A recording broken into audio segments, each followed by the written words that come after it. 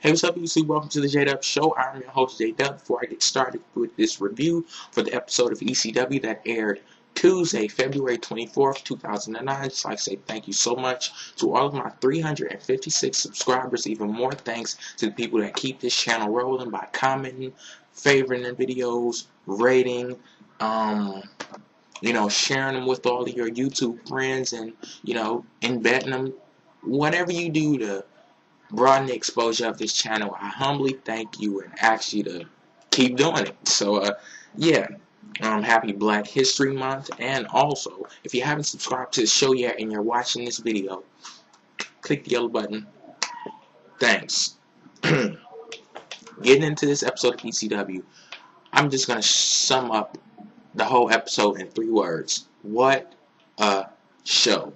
And at the end, I'm going to go, after I go down all the match results and everything, I'm going to go on a little rant about why people should be watching ECW. I know it catches a lot of flack, but it is a very good show.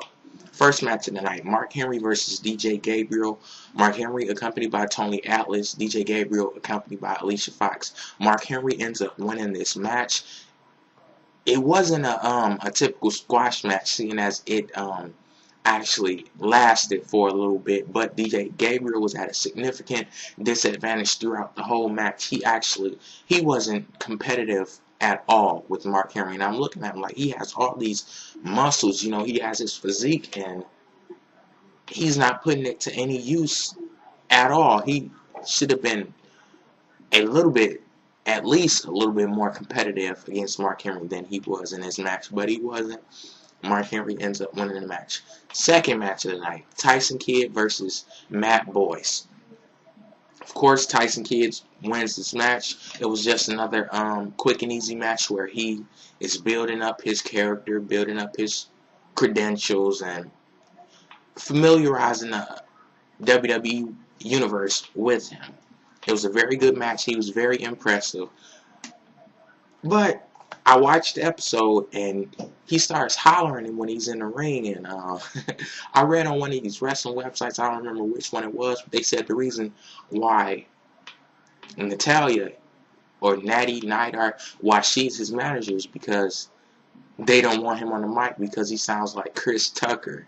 And I found that pretty funny because he did sound like Chris Tucker, but all of that aside, he's not the first wrestler that, and that's not even saying that it's a problem, but he's not the first wrestler that has voice issues but's good in the ring. There's a lot more people to be added to that list, but we haven't fully seen him as a developed star yet, so we'll see how that goes. Third match of the night, Tommy Dreamer versus Paul Burchill. Paul Burchill was accompanied to the ring by his sister, Katie Lee Burchill. It was a pretty good match. Tommy Dreamer ends up winning the match, and this puts to an end his losing streak on ECW. And yeah, he won the match with a DDT on a distracted Paul Burchill because his sister was about to get pulled under the ring by the boogeyman, who was just, hanging out on the ring for whatever reason. But, he runs Katie Lee off. Then Paul Burchill was distracted with what's going on with her. That's when Tommy Dreamer delivers the DDT, and he goes on to win the match. Fourth match of the night, which was the main event, Christian versus ECW champion Jack Swagger with the title on the line. This match was a very good match. I give it an A. This was one of the best matches I've seen in a while. In that same wrestling website that I was on earlier, they described Jack Swagger as a mix between Kurt Angle, Brock Lesnar, with a little bit of Shelton Benjamin, dashed in. And that's a pretty damn good comparison. And I could also see what they're talking about because he's a very good mat wrestler. He's a big guy at the same time, so he has a lot going for himself, and when you put it all together, that ends up being a great superstar, and I think he has a very bright future in the WWE. Going on to the match, it was like I said, a very good match, one of the best I've seen in a while. The crowd was really, really, really into the match, and like earlier on in the night, it seemed like they were kind of, dead, but this seemed like a legitimate match, something that you would see on Monday Night Raw. That's how, into into it the crowd was. Christian, he ends up getting his left arm was injured, his left shoulder, and this would be important going on into the end of the match because it would, of course, be a disadvantage to him. But then when he goes to hit the unprettier, or what are they calling it now? I forget what they're calling the move now, but we all know it as unprettier. When he goes to hit that, his arm starts acting up. He can't execute the move, so that's when Jack Swagger goes on to do a gut wrench powerbomb. Nobody's kicked out of that move yet, and Christian was just another casualty of that. Jack Swagger retains his ECW championship, and Christian's small little winning streak on ECW has ended. It was a very good match. Both guys were in control at certain points of the match. Jack Swagger, impressive. Christian, impressive. Jack Swagger had the power. Christian had the speed. Both of them were display athleticism. And, yeah. Going on, okay, that's where I'm going to end the review. But going on to why people should start watching ECW.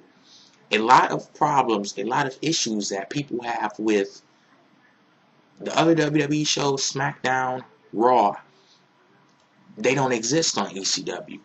If you look at the thing where people say there are too many promos on the main shows, you look at ECW, I don't think they air. Like, I didn't watch the show live on TV because I fell asleep before it even came on, so I watched it over on YouTube. I didn't see one promo at all. It's just match after match after match after match. They talk about how, you know, another complaint is there's not much wrestling. Like, when you get in the match, it's more acrobatics and you know, whatever you want to call it when you actually get into the match. But as displayed in this Christian versus Jack Swagger match, you know, it was nothing but non-stop wrestling. Like, I wouldn't say traditional, like Olympic-style wrestling, but this was a wrestling match in every sense of the word. Also, you have Tyson Kidd on there. He's a great up-and-comer. I like to see him in a match where it's actually competitive and it's not a squash match, because he looks like a very, he looks like he's shaping up to be a good wrestler. And, a lot of people complain about ECW without watching it at all. A lot of people complain about it just because it has the name of ECW, and they complain about the E in the name. They say, oh, it's not even extreme anymore. They don't even have extreme matches. They don't even have hardcore matches. I think people need to get over that. Like, seriously, get over it. I know that might be asking too much for the traditional, you know, the old ECW fans, the original ECW. That might be asking too much for them because, you know, they're holding on to something that is clearly long gone.